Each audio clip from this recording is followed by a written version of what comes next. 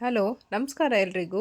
ಇವತ್ತಿನ ನಮ್ಮ ರೆಸಿಪಿ ಬಂದು ದಾವಣಗೆರೆ ಬೆಣ್ಣೆ ದೋಸೆ ಮತ್ತು ದಾವಣಗೆರೆ ಸ್ಟೈಲಲ್ಲಿ ಮಾಡುವಂಥ ತೆಂಗಿನಕಾಯಿ ಚಟ್ನಿ ಹಾಗೆ ಆಲೂಗೆಡ್ಡೆ ಪಲ್ಯ ಮಾಡೋಣ ಅಂತ ಹೇಳಿ ಶುರು ಮಾಡೋಣ. ಇವಾಗ ನಾನಿಲ್ಲಿ ಒಂದು 3 ಆಲೂಗೆಡ್ಡೆ ತೊಗೊಂಡಿದ್ದೀನಿ. ಇದನ್ನು ಸಿಪ್ಪೆ ತೊಳೆದು ನೀಟಾಗಿ ತೊಳೆದು ಇಟ್ಕೊಂಡಿದ್ದೀನಿ. ಇವಾಗ ಇದನ್ನು 2 ಹೋಳು ಮಾಡ್ಕೊಳ್ಳೋಣ. ತುಂಬ ಚಿಕ್ಕ ಚಿಕ್ಕ ಹೋಳು ಮಾಡ್ಕೊಳ್ಳೋ ಅವಶ್ಯಕತೆ ಏನಿರಲ್ಲ, ಈ ಥರ ಮಾಡಿಕೊಂಡ್ರೆ ಸಾಕು. ಇದಾದಮೇಲೆ ಕುಕ್ಕರಲ್ಲಿ ಸ್ವಲ್ಪ ನೀರು ಇಟ್ಕೊಂಡಿದ್ದೀನಿ. ತುಂಬ ಜಾಸ್ತಿ ಅವಶ್ಯಕತೆ ಇಲ್ಲ, ಆಲೂಗೆಡ್ಡೆ ಮುಳುಗೋಷ್ಟು ನೀರು ಹಾಕ್ಕೊಂಡ್ರೆ ಸಾಕಾಗುತ್ತೆ. ಇವಾಗ ಆಲೂಗೆಡ್ಡೆ ಹಾಕಿ ಅದಕ್ಕೆ ಸ್ವಲ್ಪ ರುಚಿಗೆ ತಕ್ಕಷ್ಟು ಉಪ್ಪನ್ನು ಹಾಕ್ಕೊಳ್ತಾ ಇದ್ದೀನಿ. ಇದು 1 ವಿಷಲ್ ಅಥವಾ 2 ಬರೆಸ್ಕೊಂಡ್ರೆ ಸಾಕಾಗುತ್ತೆ. ಇವಾಗ ಅದು ಕುಕ್ಕರಲ್ಲಿ ಬೇಯೋಷ್ಟೊತ್ತಿಗೆ ನಾವು ಇಲ್ಲಿ ಈರುಳ್ಳಿ ಕಟ್ ಮಾಡ್ಕೊಂಡು ಇಟ್ಕೊಂಡಿರೋಣ. ಈರುಳ್ಳಿ ಸ್ವಲ್ಪ ಜಾಸ್ತಿ ತೊಗೊಂಡ್ರೆ ತುಂಬ ಟೇಸ್ಟ್ ಇರುತ್ತೆ ಆಲೂಗೆಡ್ಡೆ ಪಲ್ಯ. ಹಾಗಾಗಿ ನಾನೊಂದು 3 ಈರುಳ್ಳಿ ತೊಗೊಂಡಿದ್ದೀನಿ.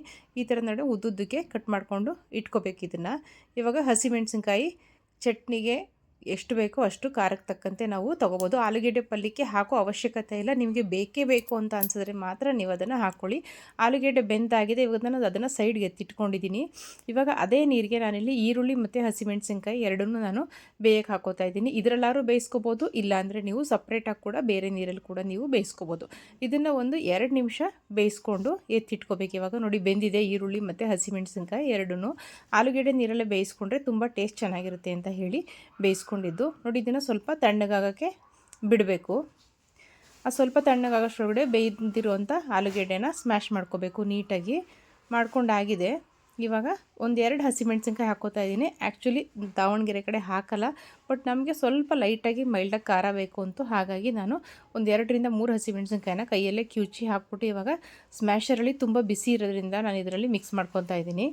ಸ್ವಲ್ಪ ಉಪ್ಪು ಕಮ್ಮಿ ಅಂತ ಅನ್ನಿಸ್ತು, ಹಾಗಾಗಿ ಸ್ವಲ್ಪ ಉಪ್ಪು ಕೂಡ ಆ್ಯಡ್ ಮಾಡ್ಕೊಳ್ತಾ ಇದ್ದೀನಿ. ಈ ಥರ ನೀಟಾಗಿ ಸ್ಮ್ಯಾಶ್ ಆಗಬೇಕು. ತುಂಬ ಜಾಸ್ತಿ ಪೇಸ್ಟು ಮಾಡೋಕ್ಕೆ ಹೋಗಬೇಡಿ.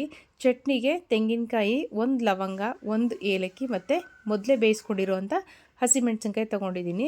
ಇನ್ನೇನು ಬೇರೆ ಎಕ್ಸ್ಟ್ರಾ ಹಾಕೋ ಅವಶ್ಯಕತೆ ಏನಿರಲ್ಲ. ತೆಂಗಿನಕಾಯಿ, ಬೇಯಿಸ್ಕೊಂಡಿರುವಂಥ ಈರುಳ್ಳಿ ಜೊತೆ ಇತ್ತಲ್ಲ ಹಸಿಮೆಣಸಿನ್ಕಾಯಿ, ಅದು 1 ಲವಂಗ ಮತ್ತು 1 ಏಲಕ್ಕಿ ಹಾಕ್ಕೊಳ್ತಾ ಇದ್ದೀನಿ ನೋಡಿ. ಮತ್ತು ಸ್ವಲ್ಪ ಸಕ್ಕರೆ, 1/4 ಟೇಬಲ್ ಸ್ಪೂನಷ್ಟು, ಮತ್ತು ರುಚಿಗೆ ತಕ್ಕಷ್ಟು ಉಪ್ಪು. ಇದಿಷ್ಟನ್ನು ಹಾಕಿ ಇದನ್ನು ನೀಟಾಗಿ ನುಣ್ಣಾಗಿ ರುಬ್ಕೋಬೇಕು. ಕೊತ್ತಂಬರಿ ಸೊಪ್ಪು, ಕರಿಬೇವು ಏನೂ ಹಾಕೋ ಅವಶ್ಯಕತೆ ಇಲ್ಲ. ಹುಣಸೆಹಣ್ಣು ಕೂಡ ಹಾಕೋ ಅವಶ್ಯಕತೆ ಏನಿರಲ್ಲ ಈ ಚಟ್ನಿಗೆ. ಟೇಸ್ಟ್ ಅಂತೂ ತುಂಬಾ ಚೆನ್ನಾಗಿರುತ್ತೆ, ಡಿಫ್ರೆಂಟಾಗಿರುತ್ತೆ. ನೀವು ಒಂದು ಸಲ ಟ್ರೈ ಮಾಡಿ. ಚಟ್ನಿ ಇವಾಗ ರೆಡಿಯಾಗಿದೆ. ದೋಸೆ ಹಾಕ್ಕೊಳ್ಳೋಣ. ಇವಾಗ ತವ ಮೊದಲೇ ಕಾಯಕ್ಕೆ ಇಟ್ಟಿದ್ದೆ, ತವ ಕಾದಿದೆ. ಇವಾಗ ದೋಸೆ ಹಾಕ್ಕೊಳ್ಳೋಣ. ನೋಡಿ ದಾವಣಗೆರೆ ಸ್ಟೈಲಲ್ಲೇ ಬೆಣ್ಣೆ ದೋಸೆ ಮಾಡೋಣ. ದೋಸೆ ಹಾಕಿದ್ಮೇಲೆ ಸ್ವಲ್ಪ 1 ಸ್ಪೂನಷ್ಟು ಎಣ್ಣೆ ಹಾಕಿದ್ದೀನಿ ಇವಾಗ ನಾನು. ಇವಾಗ ಅದ್ರ ಮೇಲೆ ಸ್ವಲ್ಪ ಬೆಣ್ಣೆ, ಗಟ್ಟಿ ಇರೋದ್ರಿಂದ ಸ್ವಲ್ಪ ಬೆಣ್ಣೆ ಹಾಕೋದು ಕಷ್ಟ ಆಗ್ತಿದೆ ನನಗೆ. ಬೆಣ್ಣೆ ಸ್ವಲ್ಪ ಗಟ್ಟಿ ಇತ್ತು ಫ್ರಿಜ್ಜಲ್ಲಿ ಇಟ್ಟಿರೋದ್ರಿಂದ, ಹಾಗಾಗಿ ನೋಡಿ ದೋಸೆ ಆಗಿದೆ. ಇವಾಗ ತುಂಬಾ ಚೆನ್ನಾಗಿರುತ್ತೆ ಚಟ್ನಿ. ಆಲೂಗೆಡ್ಡೆ ಪಲ್ಯ ಅಂತೂ ಡಿಫ್ರೆಂಟ್ ಟೇಸ್ಟ್, ಅಂದರೆ ತುಂಬಾ ಡಿಫ್ರೆಂಟ್ ಟೇಸ್ಟು. ನೀವು ಒಂದು ಸಲ ಟ್ರೈ ಮಾಡಿ. ನಮ್ಮ ರೆಸಿಪಿಗಳು ಇಷ್ಟ ಆದರೆ ಲೈಕ್ ಮಾಡಿ, ಶೇರ್ ಮಾಡಿ. Thanks for watching.